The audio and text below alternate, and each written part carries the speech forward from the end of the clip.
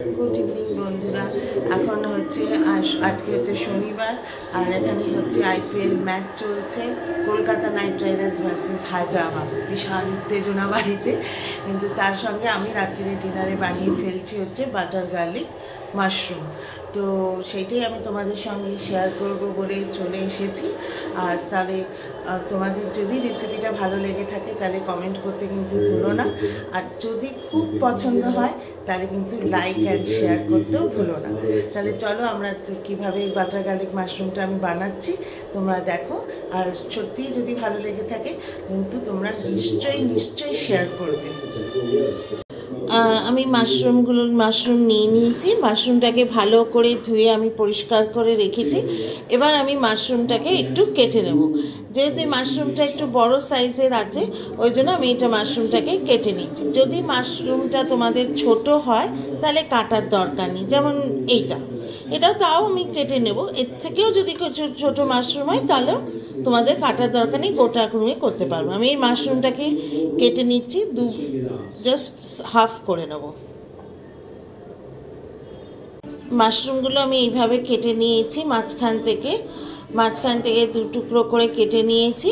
এবার আমি এটাকে সাইড করে রাখবো, তারপরে আমি দেখাবো আমি কিভাবে করছি। আমি এখানে প্রায় 400 গ্রাম মতো মাশরুম নিয়েছি। 2 প্যাকেট কিনেছিলাম, 200 গ্রাম করে, তো 400 গ্রাম মতো আমি মাশরুম এখানে নিয়েছি। আচ্ছা, ফ্রাই প্যানটা আমি গরম বসিয়ে দিয়েছি। এবার আমি তাতে সাদা তেল ঢালছি। সাদা তেল আর বাটার মিশিয়ে আমি করছি। তোমরা যদি চাও তোমরা পুরোটাই বাটারে করতে পারো।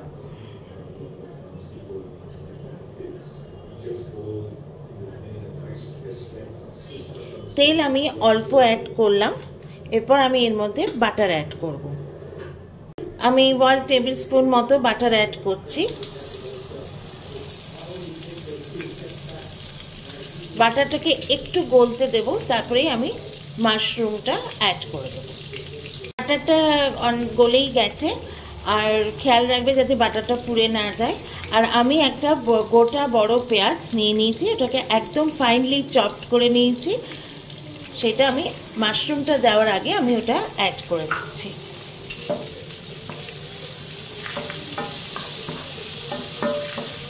ভালো করে ওটা একটু নেড়ে নেব।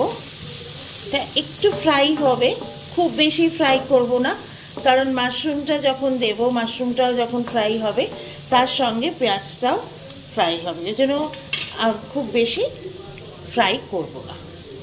দেখো পেঁয়াজটা আমার মোটামুটি ফ্রাই হয়ে গেছে। একটু পিঙ্কিশ হলেই আমি এবার মাশরুমটা অ্যাড করে দিচ্ছি।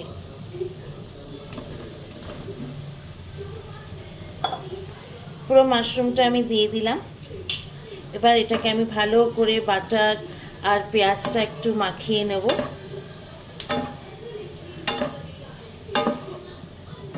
এটা একটু ফ্রাই মতো হবে। যখন কালারটা একটু চেঞ্জ হয়ে আসবে তখন আমি আদার ইনগ্রেডিয়েন্টসগুলো অ্যাড করব।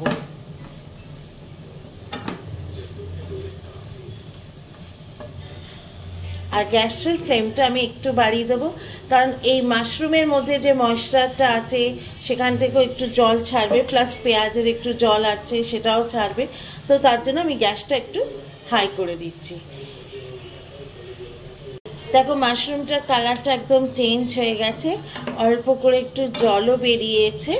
হ্যাঁ, এইবার আমি এর মধ্যে যেটা মেইন ইনগ্রেডিয়েন্ট সেটা হচ্ছে আমাদের রসুন কুচি, সেটা আমি অ্যাড করে দেবো। এখানে আমি পুরো একটা ছোট রসুনকে খুব ভালোভাবে ফাইনলি চপ করে নিয়েছি, কুচো করে নিয়েছি একদম। এবার সেইটা আমি মিশিয়ে দেব।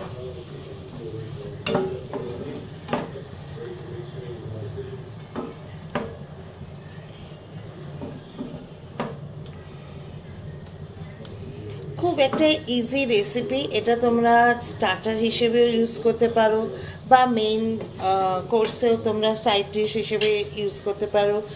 মানে রুটির সঙ্গে তো খুবই ভালো লাগে। আমরা তো আজকে ডিনারে রুটির সঙ্গে এটাই খাবো। সুন্দর এসছে কালার। এবার আমি এটার মধ্যে অ্যাড করছি ক্যাপসিকাম। আচ্ছা, এটা অপশনাল, এটা আমার ক্যাপসিকাম ছিল তাই আমি অ্যাড করে দিলাম। তোমরা যদি না চাও তাহলে নাও অ্যাড করতে পারো। আমি কিন্তু এখনো নুন অ্যাড করিনি। দেখো কি সুন্দর, এটা গার্লিক আর পেঁয়াজ ক্যাপসিকাম বেশ সুন্দর দেখাচ্ছে। এর সঙ্গে আমি আরেকটা অ্যাড করছি, সেটা হচ্ছে ব্রোকলি। ব্রোকলিটা আমি বলবো তোমরা অ্যাড করো, ভীষণ ভাল লাগে খেতে, মানে ভীষণই টেস্টিফুল হয় রান্নাটা। ব্রোকলিটা অ্যাড করার পরে আরও বেশি ভাল লাগে। তো এইবার আমি ব্রোকলিটা দিয়ে এবার আমি নুনটা অ্যাড করব। দেখো কি সুন্দর দেখাচ্ছে। এখন ব্রোকলিগুলো একটু ভাজা ভাজা হবে, তারপরে দেখবে খুব সুন্দর টেক্সচার এসে যায়। এবার আমি নুনটা অ্যাড করছি। আমি কিন্তু সল্টেড বাটার নিয়েছি, সেজন্য নুনটা আমি একটু বুঝে অ্যাড করছি। আমি হাত দিয়েই দিচ্ছি, প্রায় 1 টিস্পুন মতো। তোমাদের পরে আবার যদি লাগে আমি নুন অ্যাড করব। এখন খুব বেশি নুন অ্যাড করছি না। এবার আমি এটাকে ভালো করে নুনটা মিশিয়ে নেব। নুন আর ঝালটা তোমরা তোমাদের স্বাদ অনুযায়ী তোমরা অ্যাড করে নিও। এবার এটা আমি একটু সিমে রাখবো, তখন ব্রোকলিটাও একটু নরম হয়ে যাবে। তারপরে আমি এভাবে রেখে দিচ্ছি। 10 মিনিট পর আমি আবার তোমাদের দেখাবো কি সিচুয়েশন থাকছে। দেখো ব্রোকলিটা অনেকটাই নরম হয়ে গেছে। এখন আমি আদার্স এগুলো সব অ্যাড করে দেবো এক এক করে। প্রথমে আমি অ্যাড করছি হচ্ছে গোলমরিচের গুঁড়ো, ক্রাশড করা। যদি গুঁড়ো থাকে তাহলে গুঁড়ো, বা যদি তোমরা বাড়িতে ক্রাশড করে নিতে পারো তাহলে খুব ভালো হয়, মানে মিক্সিতে একটু ঘুরিয়ে নিলে। গোটা গোলমরিচটা, এটা কিন্তু তোমার ঝালটা অ্যাড করবে এটার মধ্যে, আর সেটা তোমরা কতটা কীরকম ঝাল খাও সেই বুঝেই তোমরা মানে গোলমরিচের গুঁড়োটা অ্যাড করো। আমি এখানে অ্যাড করলাম প্রায় 1 টেবিল স্পুন মতো।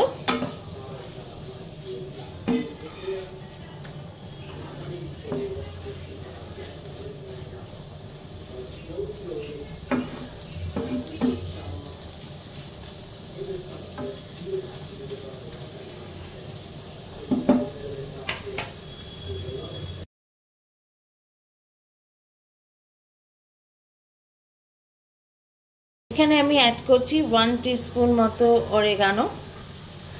কারোর কাছে যদি অরেগানো না থাকে তাহলে তোমরা এমনি মিক্সড হার্বসও অ্যাড করতে পারো। অরেগানোর বদলে তোমরা মিক্সড হার্বসও এখানে অ্যাড করতে পারো। আরেকটা জিনিস আমি অ্যাড করব,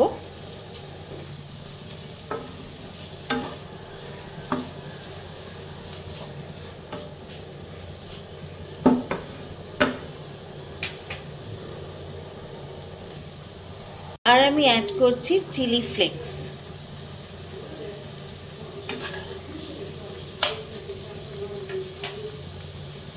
চিলি ফ্লেক্সও কারোর কাছে না থাকলে এমনি লঙ্কা, মানে শুকনো লঙ্কার ইয়েগুলো বার করে দিয়ে, সিডসগুলো বার করে তোমরা শুধু স্কিনটা কেটে সেটাও অ্যাড করে নিতে পারো। দেখছো তো ব্রোকলিটা কি সুন্দরভাবে নরম হয়ে গেছে, আমার ক্যাপসিকামটাও আমার নরম হয়ে গেছে। আমি কেটে তোমাদের দেখিয়ে দিচ্ছি। তো এটা আরেকটু হবে, রোস্ট টাইপ হবে, একটু সিমে এটাকে বসিয়ে রেখে একটু রোস্টের মতো করতে হবে। তা আমি তার জন্য আরও 5 মিনিটস মতো নেব, আরও 5 মিনিট এটাকে এরমভাবে বসিয়ে রাখবো।